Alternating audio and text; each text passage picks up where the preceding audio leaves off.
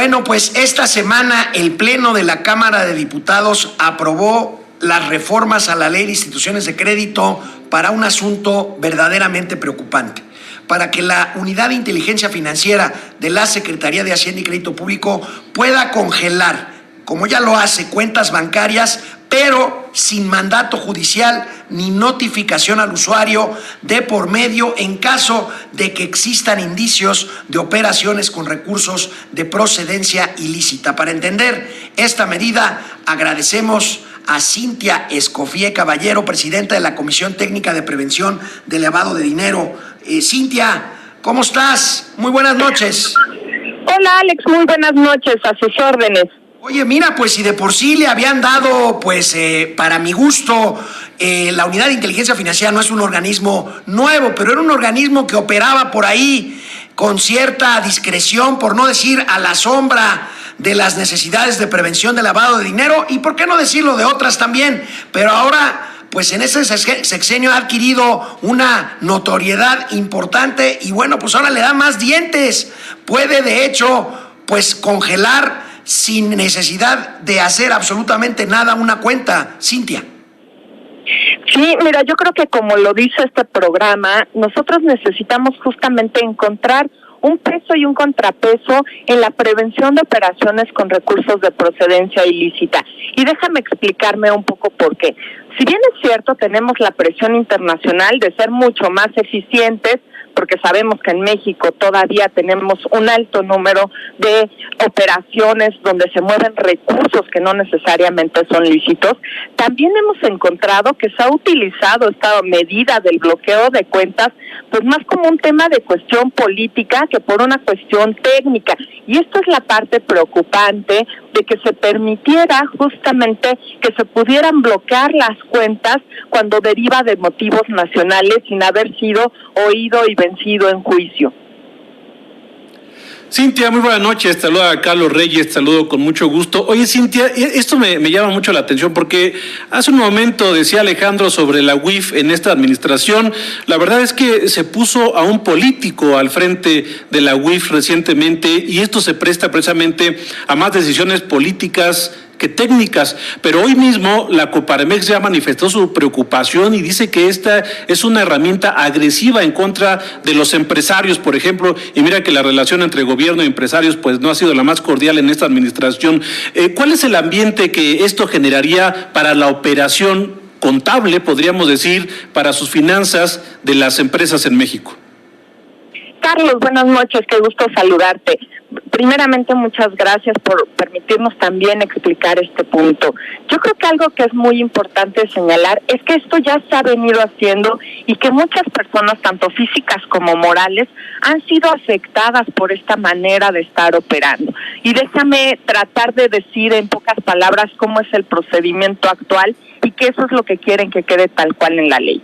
Hoy basta y sobra para que la Unidad de Inteligencia Financiera gire un oficio a la Comisión Nacional Bancaria y de Valores, y esta a su vez lo manda a todos los sujetos obligados, a todos aquellos que forman parte del sistema financiero, y les pida que busquen si entre sus clientes está alguna de las personas que estuvieron ahí listadas en algo que con nosotros conocemos como lista de personas bloqueadas. Si alguno de estos coincide en la búsqueda y entonces lo detecta alguna institución financiera, tiene la obligación, porque así lo prevén las disposiciones de carácter general, de suspender de manera inmediata cualquier tipo de operación y tendrá que notificarle justamente la institución financiera al cliente que llegó un oficio donde dice que está en la lista de personas bloqueadas y que por tanto el cliente tiene que acudir a la Unidad de Inteligencia Financiera. Nosotros hemos visto, como bien decía Alex, y tú también lo comentabas, que en este sexenio se le ha dado un poder muy especial a la Unidad de Inteligencia Financiera. Yo en las clases, en los cursos o en los diplomados que damos en el colegio, muchas veces he comentado con los alumnos que justamente en este sexenio hemos visto más en público y en cámara a los titulares de la Unidad de Inteligencia Financiera, que inclusive al propio fiscal general de la República. Y hemos visto cómo estos temas han llevado a una situación bastante ríspida, ¿no? Nos hablan los titulares de la Unidad de Inteligencia Financiera de miles de cuentas que se han bloqueado, pero lo que no nos han dicho nunca es cuántas de esas cuentas han tenido que ser desbloqueadas porque las personas afectadas, tanto físicas o morales, han tenido que recurrir a juicios de amparo para que no se violen sus garantías individuales. Estamos platicando con Cintia Escofía Caballero, presidenta de la Comisión Técnica de Prevención de Lavado de Dinero en el Colegio de Contadores Públicos de México. Cintia, nadie en su sano juicio podríamos estar en contra de combatir el dinero de procedencia ilícita, pero caray, pues esto nos deja materialmente a merced de la discrecionalidad de un funcionario que además no es técnico, es un político con sus fobias y sus filias. Esto es peligroso, Cintia.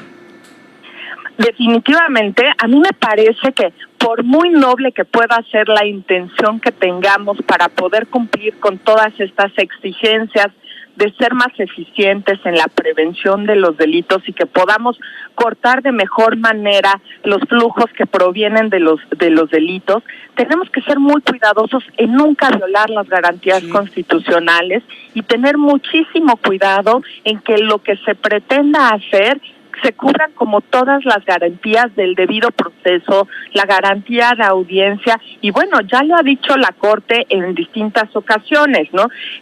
Actualmente es constitucional solamente el bloqueo de cuentas cuando deviene de una obligación o del cumplimiento a una obligación bilateral o multilateral que implicaría la existencia de una solicitud extranjera expresamente señalando cuáles fueron los procedimientos que se llevaron a cabo, o bien cuando se esté dando en cumplimiento a una resolución adoptada por un organismo internacional.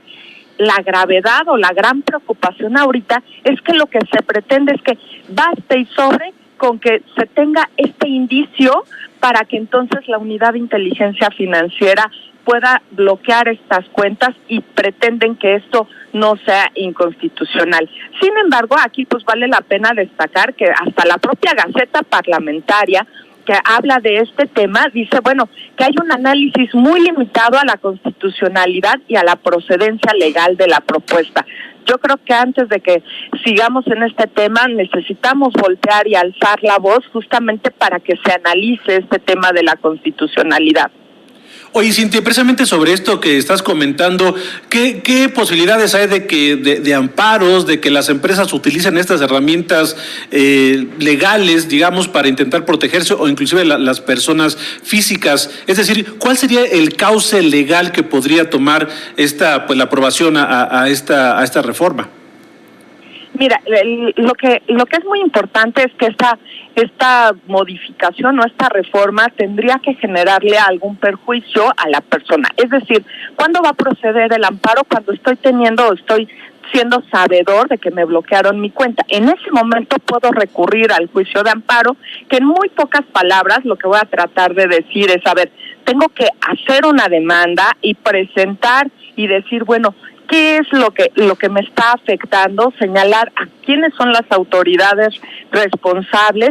Se va a armar un expediente de amparo donde van a tener una relación de constancias de todo lo que obra en el expediente. Le van a pedir a las autoridades responsables que rindan un informe y nos van a exigir abrir un periodo probatorio, y entonces, bueno, vendrá la etapa de desahogo de pruebas, de alegatos, y bueno, pues entonces podremos saber si se nos concede o no la suspensión, que aquí es importante porque hemos visto amparos en resoluciones que en algunas ocasiones sí se concede la suspensión, pero no necesariamente nos implica una liberación de la lista de personas bloqueadas. Entonces, ¿esto qué implica? Que a veces podemos disponer de los recursos, pero seguimos apareciendo en esta lista de personas bloqueadas, por ejemplo. Peligroso, por decirlo menos. Cintia, seguiremos pendiente de este tema y cuál es su curso legal. Cintia Escofía Caballero, presidenta de la Comisión Técnica de Prevención de Lavado de Dinero en el Colegio de Contadores Públicos de México. Muchas gracias, Cintia. Buenas noches.